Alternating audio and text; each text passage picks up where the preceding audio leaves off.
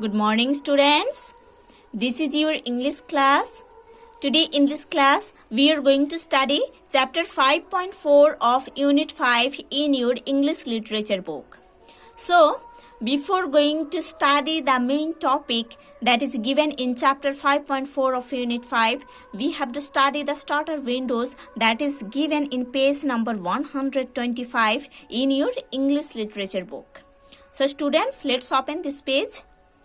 And see here, there is Unit 5 and there is chapter 5.4. The topic is here, to our daughter. है ना? To our daughter means daughter के लिए कुछ लिखा गया है. So, let's start read. My son is my son till he gets a wife, but my daughter is my daughter all her life. Again, read. My son is my son till he gets a wife, but my daughter is my daughter all her life. मेरा सन तब तक मेरा सन रहता है जब तक उसके पास wife नहीं रहता है, वाइफ नहीं होता है ना? मेरा सन तब तक मेरा सन रहता है, मेरा बेटा तब तक मेरा बेटा रहता है जब तक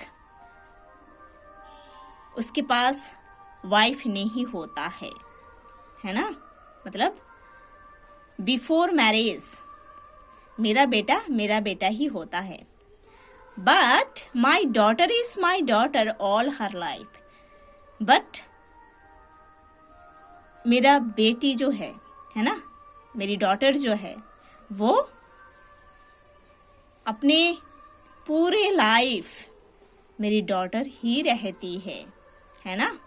चाहे उसका शादी हो जाती है, बट डॉटर हमेशा डॉटर ही होती है. ओके?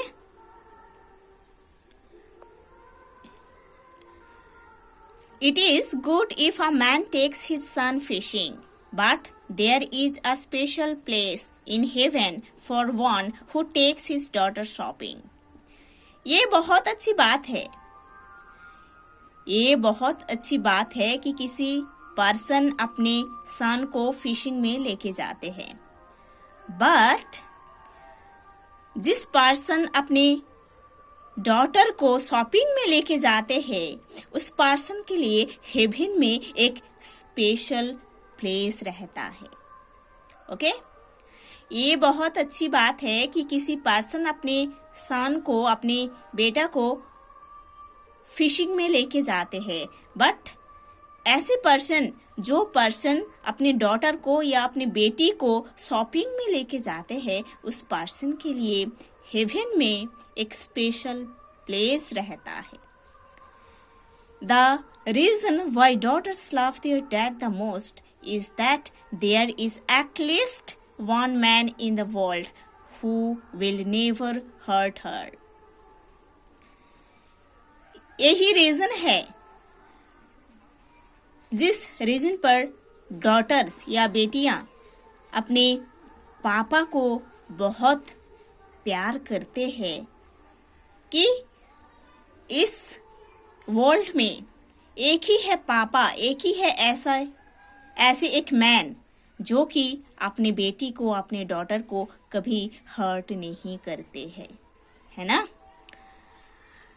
डॉटर्स या बेटियां अपने पापा को इसीलिए ज़्यादा प्यार करते हैं, इसी कारण में अपने पापा को ज़्यादा प्यार करते हैं, क्योंकि डॉटर्स लोग जानते हैं कि पापा ही ऐसे एक पर्सन है इस वर्ल्ड में जिन्होंने अपने डॉटर को कभी हर्ट नहीं करते हैं, है ना?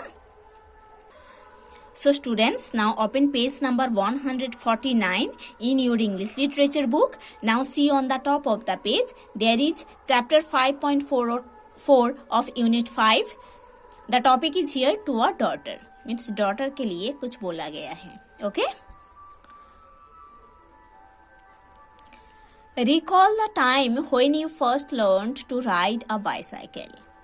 उस टाइम को याद करो जिस टाइम पर आप पहली बार बाईसाइकिल राइड करना सीखे थे. Number 1, Who taught you to ride, dad or mom? आपको ये बाईसाइकिल राइड करना कौन सिखाए थे?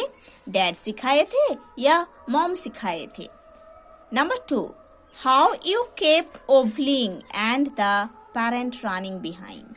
आप कैसे ओबलिंग करते रहते थे और आपके पेरेंट आपके पीछे पीछे दौड़ते थे? Now see number 3, how you felt when at last you paddled away confidently?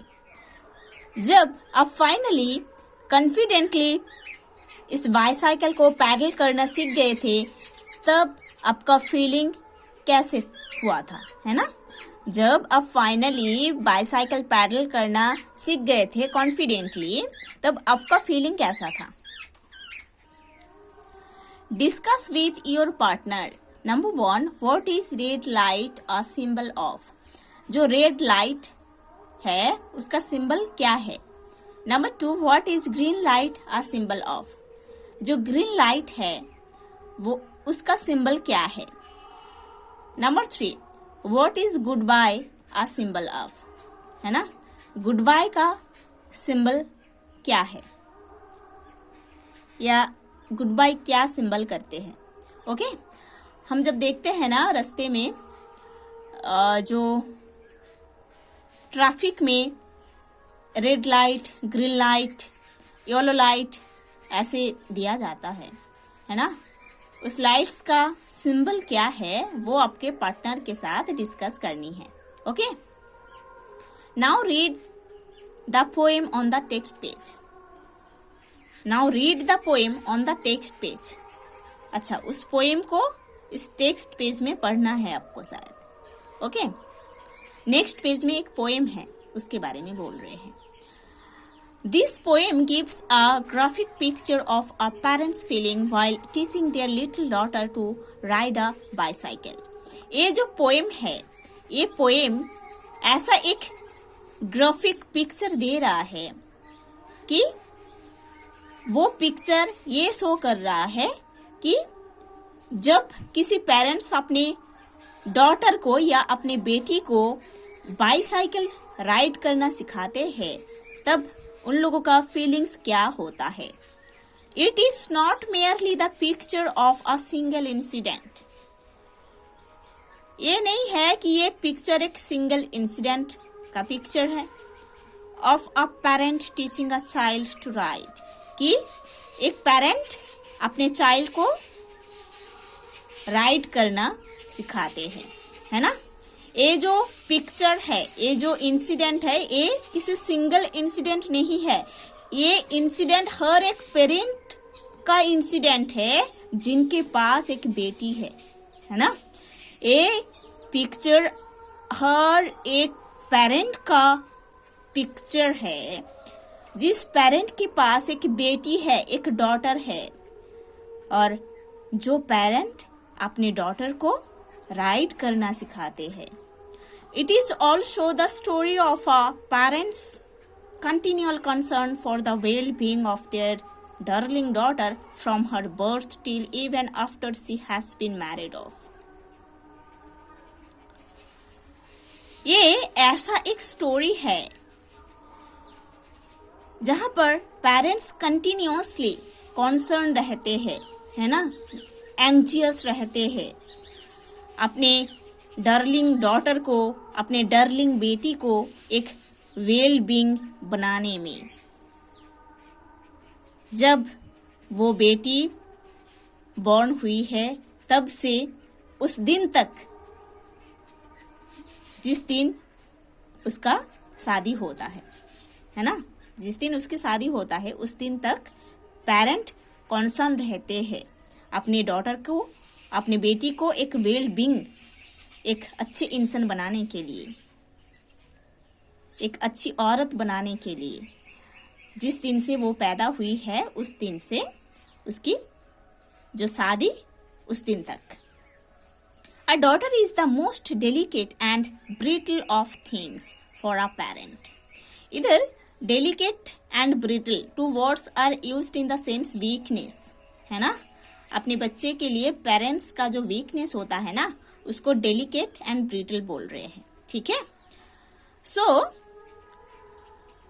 एक पेरेंट के पास अपनी बेटी एक वीकनेस का जगह है ना। अपनी बेटी में पेरेंट का बहुत ही वीकनेस रहता है। That is why the parent remains constantly worried about her. इसीलिए पेरेंट्स अपने बेटी को लेकर हर टाइम वरीड रहते हैं, हर टाइम चिंतित रहते हैं। Whenever a daughter leaves home for whatever reason or purpose, the parent always feels worried.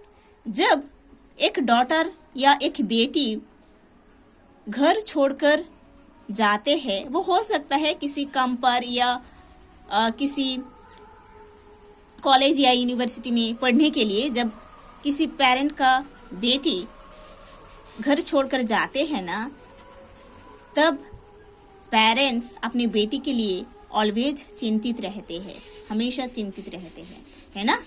जब एक बेटी वर्क के लिए या स्टडी के लिए घर से बाहर निकल जाते हैं, तब पेरेंट्स हमेशा अपनी बेटी के लिए चिंतित रहते हैं, है ना। ऐसा नहीं है कि जो सन्स है उन लोगों के लिए चिंतित नहीं रहते हैं, सन्स के लिए भी चिंतित रहते हैं, बट इधर बेटी के बारे में बोला जा रहा है, इसीलिए फोकस ओनली डॉटर के लिए किया गया है। Okay, the parent feels the same way as when the daughter first learns to ride. The parent feels the same way, ऐसे ही एक पेरेंट्स फील करते हैं जब अपने डॉटर फर्स्ट राइट करना सीख जाते हैं। The parent remains fearing all the time lest the little one should fall and hurt herself. Parent हमेशा चिंतित रहते हैं इसीलिए कि जब तक अपनी बेटी खुद राइट करना नहीं सीखेगी, तब तक वो गिर जाने का या खुद को हर्ट करने का एक चांस रहता है ना। जब एक बच्ची बाईसाइकिल राइड करना सीखती है ना, तब जब तक वो बच्ची बहुत अच्छे से राइड करना नहीं सीखती है, तब पेरेंट के अंदर एक डर रहता है कि कहीं ना मेरी बेटी गिर जाए और खुद को हर्ट कर ले, इंज्योर कर ले, है ना। इसीलिए पेरेंट्स बहुत चिंतित रहते हैं। इसका एक इंटरनल मीनिंग भी है ना। ये बस बाईसाइकिल राइड का बात नहीं हो रहा है, इधर ऐसा एक राइड के बारे में इधर बोला जा रहा है जो पेरेंट्स अपनी बेटी को सिखाती है जब से वो बेटी पैदा होती है उस दिन से शादी तक, है ना। लाइफ का जो राइड है ना, एक अच्छे ह्यूमन बीइंग बनना और सोसाइटीज को लेकर, फैमिली को लेकर कैसे चलना चाहिए, ये सब राइडिंग पेरेंट्स ही सिखाते हैं, है ना। उसके बारे में भी बोला जा रहा है। The same feeling continues when the daughter leaves her parental home at the time of her marriage and goes to live with her in-laws. ये सेम फीलिंग पेरेंट्स के अंदर कंटिन्यू होता है जब उनके डॉटर या उनकी बेटी अपने पेरेंटल होम छोड़कर शादी के बाद इन-लॉज के होम पर चले जाते हैं रहने के लिए, है ना। ये सेम फीलिंग पेरेंट्स के अंदर होता है जब अपनी बेटी घर छोड़कर, अपने पेरेंटल होम छोड़कर इन-लॉज के होम रहने के लिए जाते हैं शादी के बाद। The good by that the daughter says at the end of the poem symbolizes her confidence and her assurance to the parent that she has now learned to write, take care of herself, and that the parent need not worry about her any longer. इस poem के ending में जो good bye बोला गया है ना, ये symbolize करते हैं कि इस पोएम के एंडिंग में डॉटर जो गुड बाय बोले हैं, ये सिंबलाइज किए है कि अभी किसी पेरेंट का जो डॉटर वो बहुत ही कॉन्फिडेंट है अपने राइडिंग के बारे में, है ना, और वो डॉटर अपने पेरेंट्स को एश्योर कर रही है कि वो अभी राइड करना सीख गई है, बस बाइसाइकिल राइड नहीं, वो लाइफ को कैसे जीना चाहिए वो ही राइड करना वो अभी सीख गई है।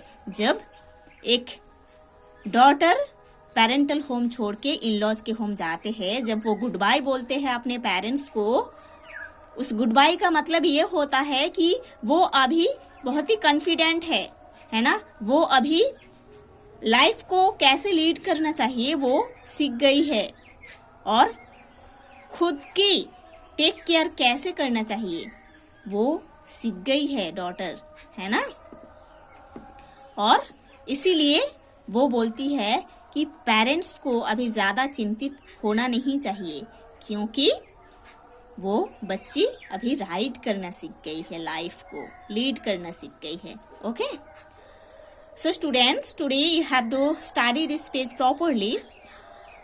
Next day we will study the poem. Okay.